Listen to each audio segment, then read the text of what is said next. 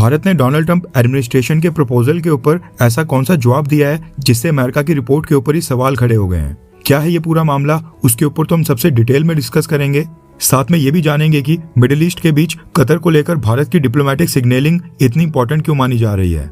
बांग्लादेश अचानक से भारत के साथ कौन सा नया एग्रीमेंट साइन करना चाहता है और इसके पीछे क्या कारण है कि भारत के पास इसमें एक बहुत ही बड़ा स्ट्रेटेजिक एज हुआ है, उस पर भी हम बात करेंगे। साथ में ईरान अमेरिका की लड़ाई का भारत की इकोनॉमी और एनर्जी सिक्योरिटी के ऊपर क्या असर पड़ सकता है उसको भी एक्सप्लेन करेंगे।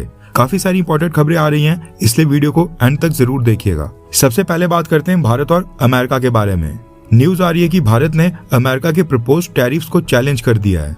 चैलेंज भी ऐसा किया है कि अमेरिका इनसे पॉइंट्स के ऊपर भारत को काउंटर भी नहीं कर सकता है, क्योंकि अमेरिका के प्रपोजल में कुछ स्ट्रक्चरल गैप्स और फ्लॉज थे जिनको भारत ने रिव्यू करते समय आइडेंटिफाई कर पकड़ लिया है। रेफरेंस के लिए आपकी स्क्रीन के ऊपर आर्टिकल का स्क्रीनशॉट है।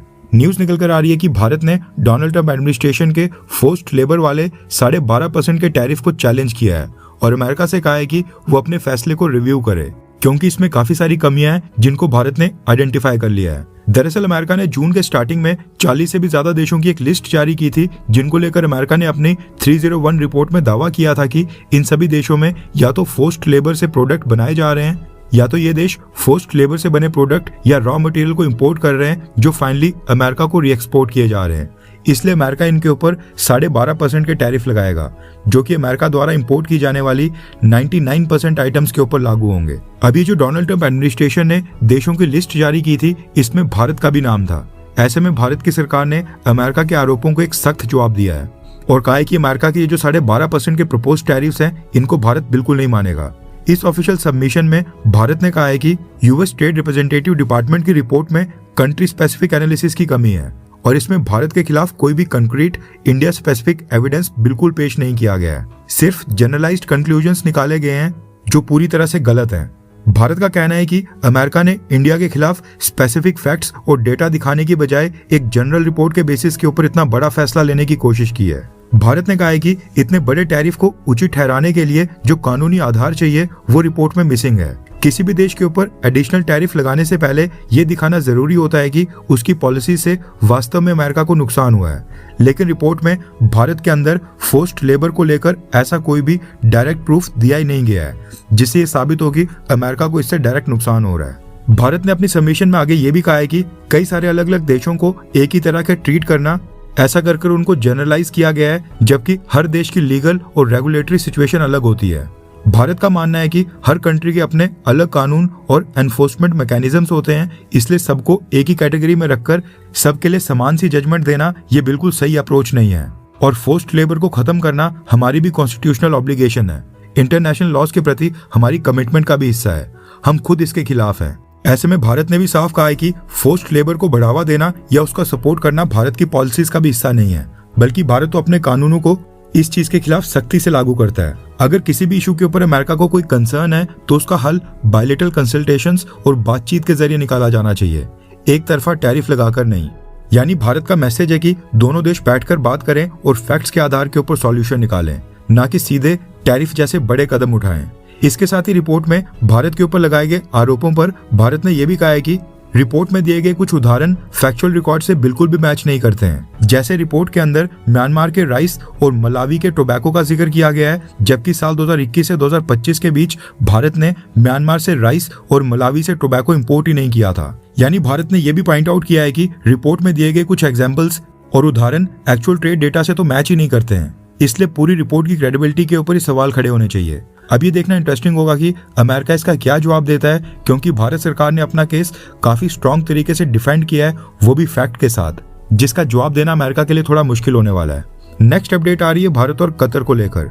रेफरेंस के लिए आपकी स्क्रीन के ऊपर आर्टिकल का स्क्रीनशॉट है। न्यूज निकल कर आ रही है कि मिडिल ईस्ट में ईरान कॉन्फ्लिक्ट के बीच कतर के पूर्व आमिर हिज हाइनेस शेख हामिद बिन खलीफा अल थानी का निधन हो गया है, जिसके बाद भारत की सरकार ने कुछ बड़ी अनाउंसमेंट की है। सबसे पहले भारत ने अनाउंस किया है कि भारत की सरकार की तरफ से कंडोलेंसेस पे करने, श्रद्धांजलि देने के लिए पार्लियामेंट्री अफेयर्स मिनिस्टर किरण रिजिजू को कतर भेजा जाएगा। ये वहां पर भारत की सरकार को रिप्रेजेंट करेंगे। इसके साथ ही भारत की सरकार ने इनके सम्मान में आज 13 जुलाई के लिए एक दिन का राष्ट्रीय शोक भी मनाने की घोषणा की है। यानी एक दिन के लिए पूरे देश में नेशनल फ्लैग आधा झुका रहेगा और कोई भी सरकारी सेलिब्रेटरी इवेंट नहीं होगा। शेख हामिद बिन खलीफा अल थानी के रूल में कतर और भारत के रिलेशंस बहुत ही तेजी से मजबूत हुए थे और ये साल 1999, 2005 और 2012 यानी 3 बार भारत की ऑफिशियल विजिट के ऊपर भी आए थे, जिस दौरान दोनों देशों के बीच काफी सारी इंपॉर्टेंट डील्स और एग्रीमेंट साइन हुए थे। इसी वजह से इनके निधन के ऊपर भारत सरकार ने भी प्रोटोकॉल से आगे बढ़कर अपनी तरफ से सम्मान व्यक्त किया है। Even prime minister Narendra Modi ने भी एक स्टेटमेंट इशू कर कंडोलेंसेस पेश किए हैं और कहा है कि शेख हामिद बिन ने भारत और कतर की दोस्ती को मजबूत बनाने में अहम योगदान दिया है और उनकी विरासत को हमेशा याद रखा जाएगा। कतर के पूर्व अमीर को यह सम्मान देकर भारत सरकार ने यह साफ तौर पर दिखा दिया है कि जैसे जैसे भारत और मजबूत और ताकतवर बनता जाएगा, वैसे वैसे भारत सिर्फ अपने खुद के नेशनल इंटरेस्ट ही नहीं बल्कि मिडिल ईस्ट में जो हमारे इंपॉर्टेंट स्ट्रेटेजिक पार्टनर्स हैं उनको भी हम इंपॉर्टेंस देते रहेंगे। आपको क्या लगता है कि क्या ये जो डिप्लोमेटिक जेस्चर हमने कतर को दिखाया है, क्या ये सही स्टेप है? हाँ या फिर ना, नीचे कमेंट कर अपनी जो भी राय जरूर बताएं। नेक्स्ट अपडेट आ रही है भारत और बांग्लादेश को लेकर। रेफरेंस के लिए आपकी स्क्रीन के ऊपर आर्टिकल का स्क्रीनशॉट है। बांग्लादेश के कॉमर्स मिनिस्टर खांडाकर अब्दुल मुक्तादी ने एक स्टेटमेंट इशू की है जिसमें उन्होंने बताया है कि वो भारत के साथ एग्रीमेंट की टॉक्स लॉन्च करने वाले हैं। बांग्लादेश चाहता है कि दोनों देशों के बीच जल्दी से comprehensive economic partnership agreement sign हो जाए, जिससे बांग्लादेश को भारत को अपने एक्सपोर्ट्स को बढ़ाने में मदद मिले और ट्रेड इम्बैलेंस खत्म हो। बांग्लादेश की सरकार के मुताबिक इस समय भारत और बांग्लादेश के बीच बायलैटरल ट्रेड होता है 11.3 बिलियन डॉलर्स का और इसमें भारत बांग्लादेश को 9.6 बिलियन डॉलर्स का सामान एक्सपोर्ट करता है, जबकि बांग्लादेश भारत को केवल 1.7 बिलियन डॉलर्स का सामान एक्सपोर्ट करता है। बांग्लादेश की नई सरकार यही व्यापार घाटा खत्म करने के लिए भारत के साथ नया ट्रेड एग्रीमेंट साइन करना चाहती है ताकि बांग्लादेश के प्रोडक्ट्स को हम भारत की मार्केट का इजी एक्सेस दे दें, उनके ऊपर कम टैरिफ चार्ज हो और बांग्लादेश ज्यादा से ज्यादा सामान भारत को बेच पाए। अभी तक सिर्फ बांग्लादेश की साइड से ये बोला गया है कि वो भारत के साथ comprehensive economic partnership agreement sign करना चाहते हैं और इसकी टॉक स्टार्ट करने वाले हैं, लेकिन भारत की सरकार ने अभी तक इसके ऊपर कुछ भी स्टेटमेंट नहीं दी है। अब भारत के पास यहाँ पर स्ट्रेटेजिक एडवांटेज मौजूद है, हम मजबूत स्थिति में हैं क्योंकि ट्रेड बैलेंस भारत के पक्ष में है और बांग्लादेश को भारत की मार्केट का एक्सेस चाहिए। अब भारत फ्री में तो अपनी मार्केट का एक्सेस देगा नहीं, इसके लिए बांग्लादेश को भी कुछ कॉम्प्रोमाइज करना ही पड़ेगा। नेक्स्ट अपडेट आ रही है मिडिल ईस्ट में ईरान अमेरिका कॉन्फ्लिक्ट को लेकर।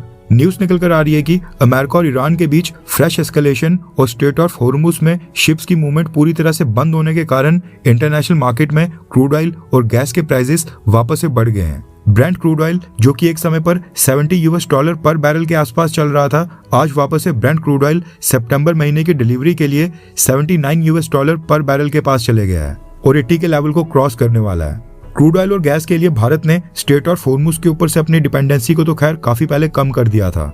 शॉर्टेज तो खैर हमको फेस नहीं करनी पड़ेगी क्योंकि सबसे बड़ा सप्लायर रशिया हमारे पास है, लेकिन जो ऑयल और गैस के प्राइसेस इंटरनेशनल मार्केट में बढ़ते हैं उनके कारण काफी नुकसान उठाना पड़ सकता है, इसलिए स्ट्रेट ऑफ हॉर्मुज का जल्दी खुलना भारत के लिए भी फायदेमंद होगा। नेक्स्ट अपडेट आ रही है Mumbai Ahmedabad bullet train project के बारे में, जिस पर भारत और जापान मिलकर काम कर रहे हैं। रेफरेंस के लिए आपकी स्क्रीन के ऊपर आर्टिकल का स्क्रीनशॉट है। बुलेट ट्रेन प्रोजेक्ट को लेकर रेलवे मिनिस्टर अश्विनी वैष्णव सर ने अनाउंसमेंट की है कि अगले साल 2027 में भारत में बुलेट ट्रेन की शुरुआत हो जाएगी। अश्विनी वैष्णव सर ने बताया है कि अगले साल अहमदाबाद और मुंबई के पूरे रूट के ऊपर तो खैर नहीं, लेकिन इस पूरे रूट में से कम एक सेक्शन को ऑपरेशनल कर दिया जाएगा। सबसे पहले अगले साल 2027 में सूरत और बिलीमोड़ा के बीच बुलेट ट्रेन का पहला सेक्शन ऑपरेशनल हो जाएगा। इन दोनों पॉइंट्स के बीच बुलेट ट्रेन चलना स्टार्ट हो जाएगी। उसके कुछ महीनों के बाद अगले फेज में वापी और सूरत सेक्शन को ओपन किया जाएगा। उसके बाद उसके अगले फेज में वापी और अहमदाबाद सेक्शन को ऑपरेशनल किया जाएगा और देन फाइनली थाने और अहमदाबाद सेक्शन के बीच फुल बुलेट ट्रेन की जर्नी को देखने मिलेगी। भारत के बुलेट ट्रेन प्रोजेक्ट को पिछले कुछ समय से काफी नेगेटिव पीआर मिली है।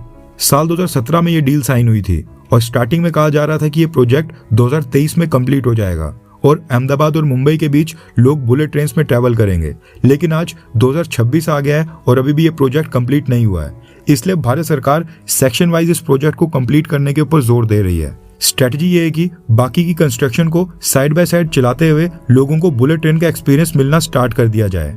भारत की ताकत यह है कि एक बार बुलेट ट्रेन सर्विस लॉन्च हो जाए, उसकी एक्सपेंशन और स्केल के ऊपर उसको दूसरी सिटीज तक पहुंचाना ये हमारे लिए आसान होगा। इससे पहले मेट्रो नेटवर्क और वंदे भारत एक्सप्रेस ट्रेन के मामले में भी ये चीज हम प्रूव कर चुके हैं कि स्केल के ऊपर प्रोजेक्ट्स को इम्प्लीमेंट करने में हमें कोई प्रॉब्लम नहीं आती है।